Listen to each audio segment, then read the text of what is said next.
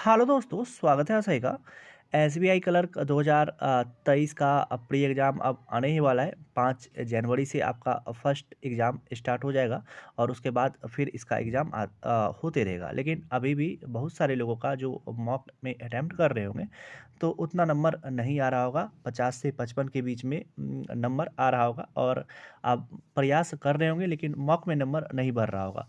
तो क्या करें, क्योंकि अब आपका प्री एग्ज़ाम में ज़्यादा दिन समय बचा हुआ नहीं है।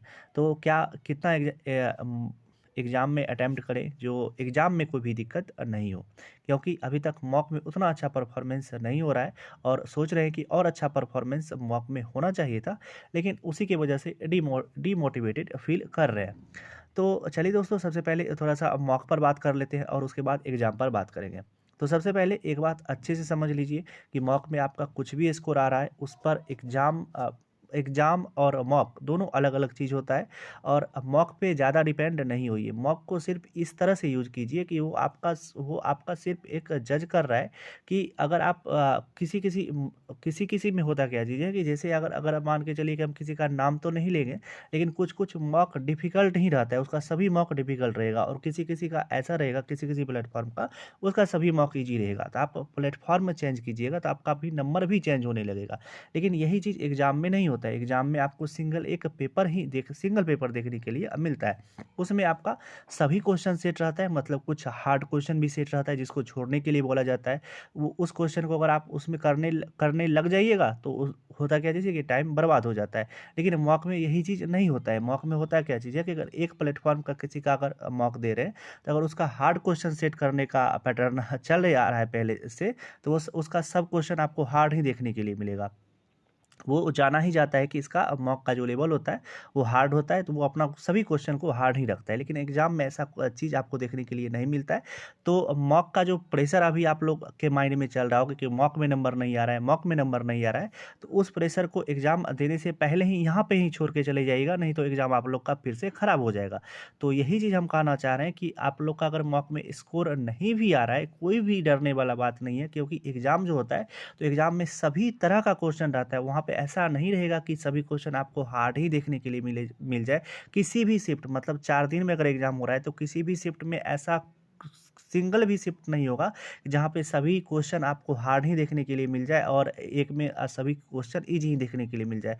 एग्ज़ाम जब भी होगा तो वो मिला-जुला रहता है और उसमें होता क्या चीज़ है कि कुछ क्वेश्चन ईज़ी रहता है, कुछ क्वेश्चन थोड़ा-सा मॉडरेट रहता है और कुछ क्वेश्चन को एकदम डिफ़िकल्ट कर दिया जाता है, जिसको बोला ही जाता है छोड़ने के लिए। तो एग्ज़ाम अलग चीज़ होता है, मॉक अलग चीज़ होता है, तो दोनों को एक साथ मतलब नहीं कीजिएगा और ऐसे में होगा क्या कि एग्ज़ाम आप लोग का खराब चल जाएगा। आशा करते हैं दोस्तों इस चीज़ को आप अच्छे से समझ गए होंगे और मॉक के टेंशन को ना यहीं से ही छोड़ दीजिए और मॉक को सिर्फ एनालिसिस कीजिए। अगर गलती कम नंबर हो जाता है तो कोई भी मतलब उसमें दुखी नहीं होइए और अगर ज़्यादा भी नंबर आ जाता है तो उसमें ज़्यादा खुश नहीं होइए, क्योंकि वो आपका एग्ज़ाम का नंबर नहीं है और मेन एग्ज़ाम होता है, मॉक नहीं होता है।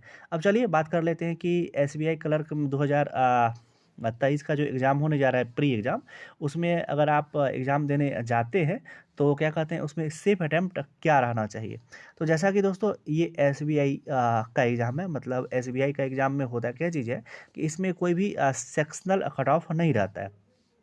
आप किसी भी सेक्शन में अगर जीरो भी अटेम्प्ट करते हैं और दोनों सेक्शन में फुल अटेम्प्ट कर लेते हैं तो तब पर भी आपका पेपर निकलता है। मतलब ऐसा नहीं रहता है कि आपको हर एक सेक्शन में सेक्शनल कट ऑफ क्लियर करना रहता है। तो लेकिन सेक्शनल टाइमिंग सभी में दिया रहेगा, मतलब 20-20 मिनट का तो टाइमिंग दिया ही रहता है, लेकिन सेक्शनल कट ऑफ किसी में नहीं रहता है।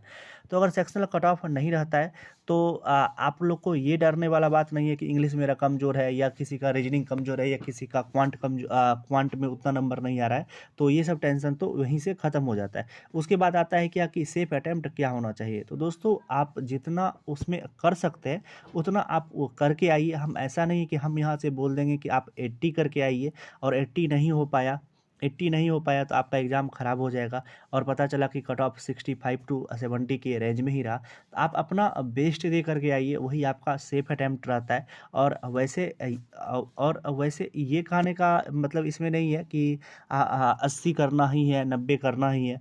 आपको जितना बन पड़ता है, जितना एक्यूरेट कर सकते हैं उतना एक्यूरेट करके आइए, कोई भी गेस वर्क नहीं कीजिएगा, वही आपका सेफ अटेम्प्ट होगा। और इस प्रेशर में बिल्कुल नहीं रहिएगा कि पहले से ही प्री डिसाइडेड करके जाना है कि कि 80 करके आना है, 90 करके आना है, 95 करके आना है, प्री एग्ज़ाम है तभी निकलेगा, तो ऐसा कुछ भी नहीं होता है।